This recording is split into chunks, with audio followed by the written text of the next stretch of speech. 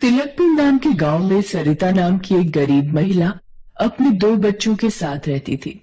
उसके बेटे का नाम अंशु और बेटी का नाम अंशिका था। सरिता मिट्टी के बर्तन बनाने की कला में बहुत निपुण थी और इसीलिए मिट्टी के बर्तन बेचकर ही अपने दोनों बच्चों को किसी तरह से पाल रही थी। जैसे तैसे गरीबी में दिन कट रहे थे। कुछ दिन बाद दिवाली का त्योहार आने वाला था और इसीलिए सरिता ने मिट्टी के दिए बनाए थे ताकि उन्हें बेचकर अपने बच्चों के साथ उमंग व उत्साह के साथ दिवाली मना सके। वो दिए बनाती थी और उसकी बेटी अंशिका उनको बेचने के लिए बाजार जाती थी। दिवाली के लिए मिट्टी के दिए खरीद लो, सुंदर और सस्ते दिए खरीद लो। एक बार देख लो कितने सुंदर दिए हैं, सबसे सस्ते दिए खरीद लो। अंशिका दिए बेचने के लिए आवाजें लगाए जा रही थी कि तभी एक आदमी उसके सामने आकर खड़ा हो जाता है और कहता है, ए लड़की, यहाँ मेरी दुकान के सामने बैठकर दिए बेचना मैं बिल्कुल भी सहन नहीं कर सकता। चल भाग यहाँ से। न जाने कहाँ कहाँ से आ जाते हैं ये लोग। भैया, मैं तो सड़क किनारे बैठकर दिए बेच रही हूँ। क्या ये सड़क भी आपकी दुकान का हिस्सा है? तेरी इतनी हिम्मत कि मुझे जवाब दे, गरीब कहीं की है? ले तुझे अभी बोलना सिखाता हूँ। ये कहकर दुकान का मालिक अनुराग अंशिका के सभी दियों को उठाकर सड़क के एक तरफ फेंक देता है और उसके सारे दिए टूट फूट कर इधर उधर बिखर जाते हैं। अंशिका रोते हुए सभी दिए उठाती है और कहती है, किसी गरीब पर इस तरह से अत्याचार करना अच्छा नहीं होता भैया। याद रखना, परमात्मा सब देख रहा है। ये कहते हुए अंशिका जोर जोर से रोने लगती है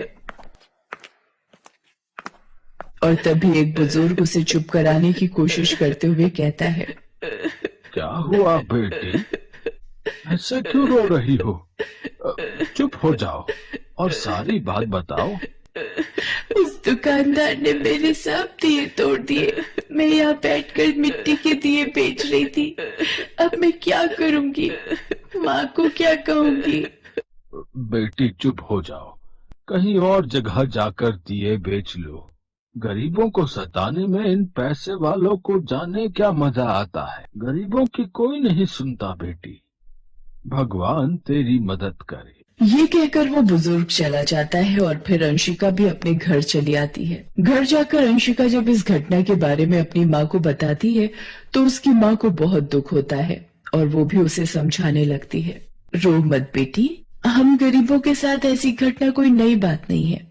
मैं तुझे और दिए बनाकर दे देती हूँ, तू कल से किसी दूसरी जगह जाकर बेच लेना। भगवान भी ना जाने कैसा निर्दयी है जो हमारी सुनता ही नहीं। इस तरह सरिता अपनी बेटी को और दिए बनाकर दे देती है और फिर वो उसी बाजार में दूसरी जगह दिए बेचने लगती है और उसके 60 रुपए के ही दिए बिक पाते हैं।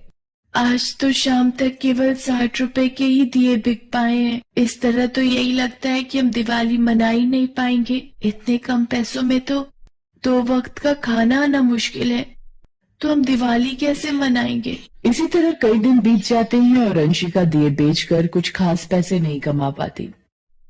माँ देखो ना, आज दिवाली का दिन आ गया है और दिए तो बिक ही नहीं रहे।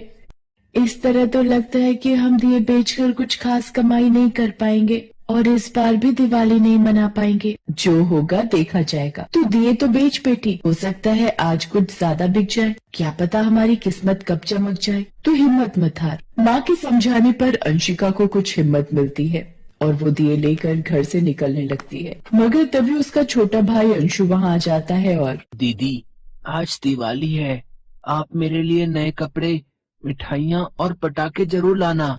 लाओगी ना दीदी? क्यों नहीं लाऊंगी, नए कपड़े, मिठाइयाँ और थैला भरकर पटाखे लाऊंगी तेरे लिए। फिर तो मैं खूब दिवाली मनाऊंगा। उस दिन अंशिका को सारा दिन अपने छोटे भाई का चेहरा बार बार याद आता रहता है और वो उसकी इच्छा पूरी करने के लिए दिए बेचने में कुछ ज्यादा ही उत्साह दिखाती है। वो लोगों को जोर जोर से आवाज देकर बुलाने लगती है। उसका उत्साह देख लोग उसके दिए खरीदने भी आने लगते हैं। ये देख अंशिका खुश हो जाती है। आज तो कुछ अच्छी बिक्री हो रही है, हो सकता है मेरे गरीब भाई की तमन्ना पूरी हो ही जाए, आज हम दिवाली मना पाए। अंशिका पूरी उमंग और उत्साह से आवाजें लगाई जा रही होती है। कि तभी एक अनोखी घटना घट जाती है। अचानक एक छोटी लड़की सड़क के बीचों बीच चली आती है और सामने से एक फुल स्पीड कार आ रही होती है। जैसे ही अंशिका की नजर उस पर पड़ती है, तुरंत दौड़कर उसे उठाने की कोशिश करती है। इस कोशिश में बच्ची तो बच जाती है, मगर अंशिका कार की चपेट में आ जाती है और फिर लोग कार वाले को घेर कर खड़े हो जाते हैं। भाई, ये सब तो उस छोटी बच्ची के एकाएक सड़क पर आ जाने से हुआ है। इसमें मेरा कोई कसूर नहीं है। मैंने तो बचाने की बहुत कोशिश की थी। हाँ, ये तो हम जानते हैं, पर इसे चोट तो तेरी कार से आई है ना। अब इसका इलाज तो तुझे ही कराना पड़ेगा ना। हाँ, मुझसे जो होगा वो मैं जरूर करूंगा। ये बातें हो ही रही थी कि तभी उस छोटी बच्ची जिसकी जान बचाते हुए अंशिका घायल हुई थी, उसके माता पिता वहां आ जाते हैं। उन्हें देखते ही सड़क पर जमा भीड़ उन्हें भी सुनाने लगती है। कैसे माँ बाप हैं आप, हैं? आपकी लापरवाही के कारण देखो इस गरीब लड़की की कितनी गहरी चोट आई है। मिट्टी के दिए बेचने वाली गरीब तुम्हारी बेटी को बचाते हुए घायल हो गई। इसके इलाज का जिम्मा तो आपका भी बनता है। उस छोटी बच्ची का पिता कोई और नहीं बल्कि वही अमीर घमंडी दुकानदार अनुराग था, जिसने 4 दिन पहले ही अंशिका के सारे दिए तोड़ दिए थे और उस पर अपनी अमीरी का रौब झाड़ते हुए अपनी दुकान के सामने से भगा दिया था।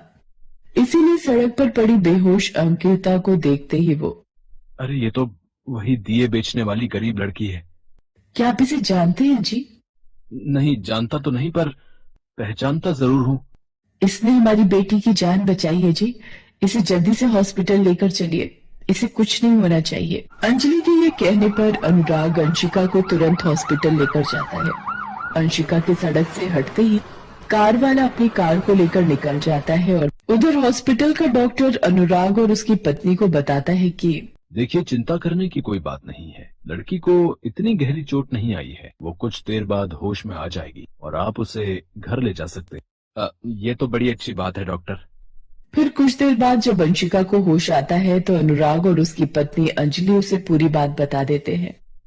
साथ ही अनुराग अपनी 4 दिन पहले की भूल के लिए अंशिका से क्षमा याचना करने लगता है। बेटी, मुझे माफ कर देना। उस दिन मेरे कारण तुम्हारा बहुत नुकसान हुआ और मैंने तुम्हें बिना बात के दुख पहुंचाया। हाँ बेटी, हम तेरे जन्म भर आभारी रहेंगे। तुमने हम पर बहुत बड़ा एहसान किया है। मैंने तो सिर्फ अपना फर्ज निभाया है आंटी, और अब मुझे घर जाना है। क्या आप मुझे मेरे घर छोड़ सकते हैं? अंशिका के ये कहने पर अनुराग और अंजलि दोनों पति पत्नी पहले तो उसे बाजार ले जाकर दिवाली के लिए कपड़े, मिठाइयां, पटाखे आदि बहुत सारी चीजें खरीद कर देते हैं और फिर उसे उसके घर तक छोड़ने खुद जाते हैं। इस तरह गरीब परिवार की दिवाली तो हर्षोल्लास से बनती ही है, साथ ही 2 परिवारों के बीच प्रेम और अपनेपन का गहरा रिश्ता भी कायम हो जाता है।